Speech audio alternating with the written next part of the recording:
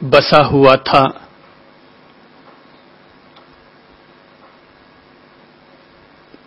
तो उन्हीं पर्वतमालाओं के नीचे से भगवान गुजर रहे थे। श्री भगवान का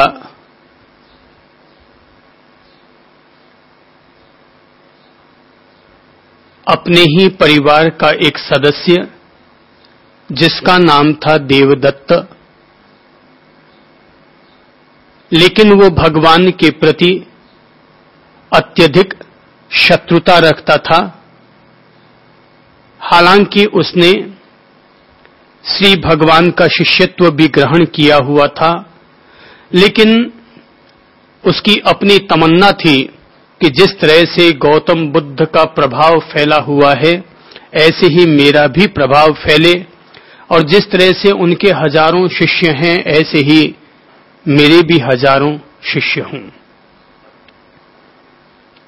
अपनी इसी महत्वाकांक्षा के चलते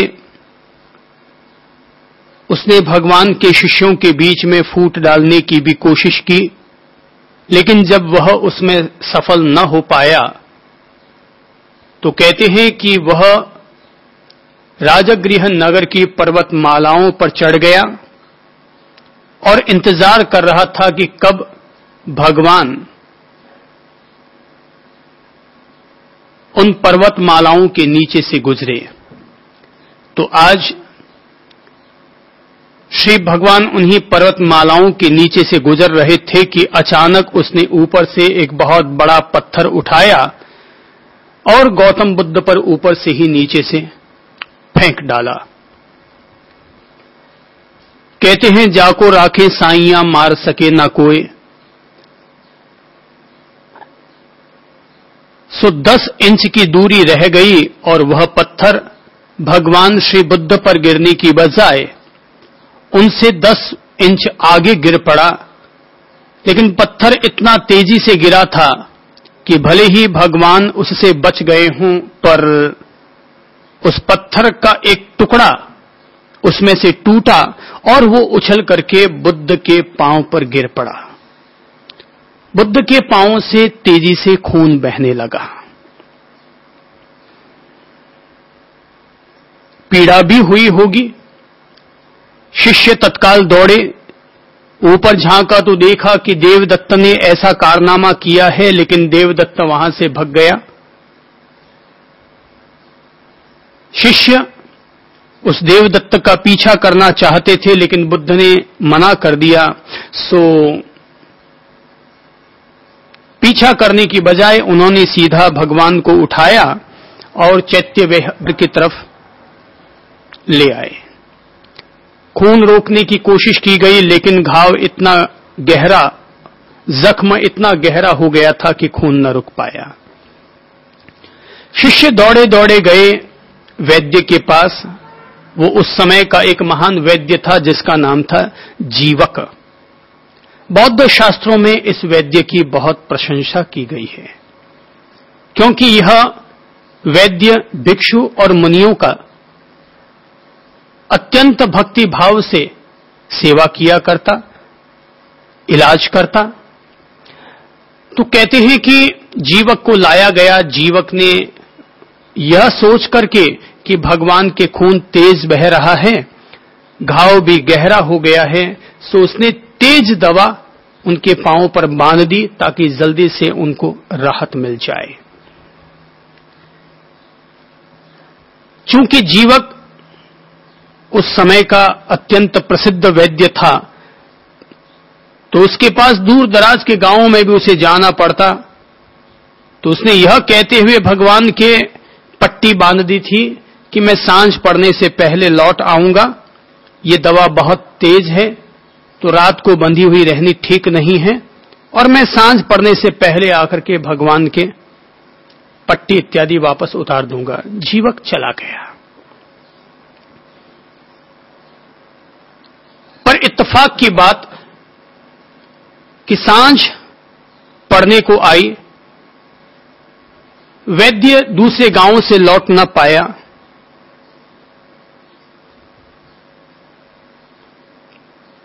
नगर के दरवाजे तक पहुंचा तब तक रात हो चुकी थी और नगर के द्वार बंद हो गए थे। जीवक को बड़ा प्रायश्चित होने लगा कि उसने बुद्ध की इतनी तेज दवा बांध दी है कि अगर वो दवा रात भर उनके पांवों पर बंधी हुई रहेगी तो उनको नींद भी न आ पाएगी और ये सब अवहेलना, आशातना, उपेक्षा या वेदना का आधार वह स्वयं ही बनेगा। उसने वहीं बैठे बैठे श्री भगवान से कहा कि प्रभु आप मुझे क्षमा करें, मैंने आपके तेज दवा की पट्टी तो बांध दी लेकिन खोलने के लिए मैं समय पर नहीं पहुंच पाया। अगले दिन सुबह जीवक वैद्य गौतम बुद्ध के पास पहुंचे, क्षमा प्रार्थना करने लगे और कहने लगे प्रभु मुझे माफ करें, मैं आपकी पट्टी खोलने के लिए समय पर न पहुंच पाया। बुद्ध ने मुस्कुराते हुए कहा निश्चय ही तुम न पहुंच पाए, पर तुम्हारा संदेश मुझ तक पहुंच गया था। तुमने नगर के द्वार पर बैठकर मुझसे जो प्रार्थना की थी वो प्रार्थना मुझ तक पहुंच गई और मैंने पट्टी खुलवा दी। जीवक ने कहा अच्छा किया भगवान, पर दिन भर तो आपको खूब वेदना हुई होगी, बड़ा कष्ट हुआ होगा। तो बुद्ध ने तब 2 पंक्तियां कही थी उस जीवक वैद्य से और तब जीवक से कहा था हे वैद्य, बुद्ध के तो कष्ट उसी दिन समाप्त हो गए थे जिस दिन बोधि वृक्ष के नीचे इसे बोधि लाभ अर्जित हुआ था। बुद्ध के सारे कष्ट, सारी वेदनाएं उसी दिन समाप्त हो गई थी जिस दिन बोधि वृक्ष के नीचे उसे बोधि लाभ, संबोधि लाभ प्राप्त हुआ था।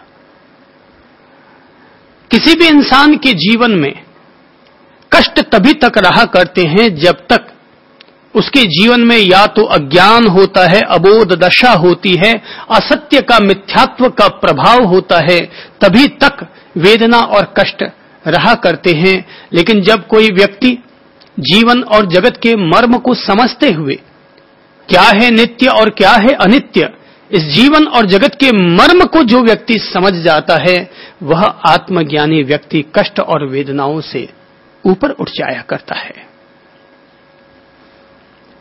कोई भी व्यक्ति शरीर और आत्मा, जीव और निर्जीव दोनों को एक रूप मानता रहता है, तभी तक उसके जीवन पर, उसके चित्त पर वेदना और कष्ट प्रभावी रहा करते हैं। लेकिन जैसे कोई हंस दूध और पानी दोनों को अलग अलग करने का सामर्थ्य रखता है, ऐसे ही जो भेद विज्ञानी, जो आत्मज्ञानी व्यक्ति आत्मा और शरीर दोनों को भिन्न भिन्न जानने में सफल हो जाया करता है, वह व्यक्ति अपने शरीर के वेदना, कष्ट, खिंचाव, तनाव, दबाव, प्रतिकूलताएं, दुखद संवेदनाएं, इनसे वह प्रभावित नहीं हो पाता है।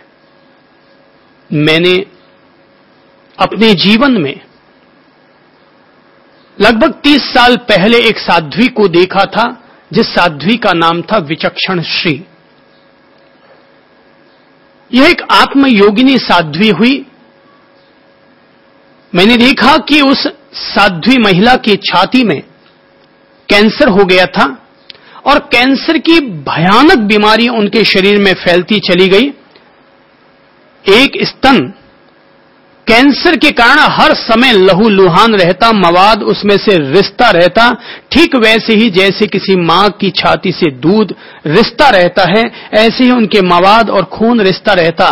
लेकिन इसके बावजूद हजारों लोगों ने देखा कि वह महिला, वह साध्वी अपने हाथों में एक माला थामी हुई रहती और हर समय अपने प्रभु के ध्यान में तत्पर रहती। और तब लोगों ने ये जाना, तन में व्याधि और मन में समाधि, अर्थात तन में अगर व्याधि है लेकिन फिर भी मन में समाधि रह गई। किस वजह से? क्योंकि उस साध्वी ने यह तत्व, यह मर्म, यह बोध अर्जित कर लिया था कि शरीर अलग है, मैं अलग हूं, मैं और मेरा, ये दोनों ही शरीर के साथ आरोपित करना प्राणी मात्र का अज्ञान होता है, प्राणी मात्र की अबोध दशा कहलाती है।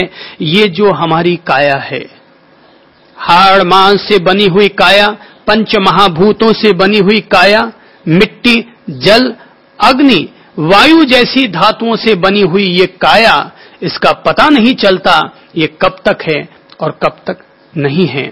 यह अपने आप में साफ सुंदर सलोनी दिखाई देने वाली काया कब किसकी काया ढल जाए, कब किसकी टांग टूट जाए, कब किसकी आंख फूट जाए, कब किसका चेहरा झुलस जाए, कोई पता थोड़ी ही चलता है। जैसे इस शरीर में डाले गए प्रत्येक खाद्य पदार्थ का परिणाम अशुचितापूर्ण होता है, अपवित्रतापूर्ण होता है, ऐसे ही ये हमारी काया भी इसी गुण धर्म से प्रभावित है, क्योंकि जो गुण धर्म भीतर है वही गुण धर्म तो बाहर होगा। तो सड़ना, गलना, बनना, मिटना, यही सब तो इस काया के गुण धर्म है। अज्ञान अगर अपन लोगों पर हावी रहता है तो अपन लोग इस काया के भोग के प्रति, इंद्रियों के सुखों के प्रति लालायित रहते हैं, आतुर रहते हैं, तृषातुर रहते हैं। लेकिन एक ज्ञानी व्यक्ति, एक आत्मज्ञानी व्यक्ति, एक महात्मा व्यक्ति जिसने कि इस तत्व को जान लिया है कि जीव अलग है और जड़ अलग है, वह व्यक्ति इस जड़ के द्वारा होने वाले प्रभावों से अप्रभावित रहता है, वह निरपेक्ष रहता है, क्योंकि वह शुद्ध रूप से साक्षी हो चुका है। एक आत्मद्रष्टा होने का अर्थ ही यही हुआ कि वह व्यक्ति साक्षी हो गया। दुनिया में दो तरह के लोग होते हैं, एक तो वे जो कि तलहटी पर हैं और दूसरे वे जो कि शिखर पर हैं। तो तलहटी पर रहने वाले लोग जमीनी तूफानों से, जमीनी धूलों से परेशान रहा करते हैं, जमीनी प्रभावों से परेशान रहा करते हैं। लेकिन जो शिखर पर पहुंच चुके हैं ऐसे लोग, वो तटस्थ भाव से जमीन पर जो कुछ होता रहता है उसको देख लेते हैं, लेकिन वे उससे प्रभावित नहीं होते।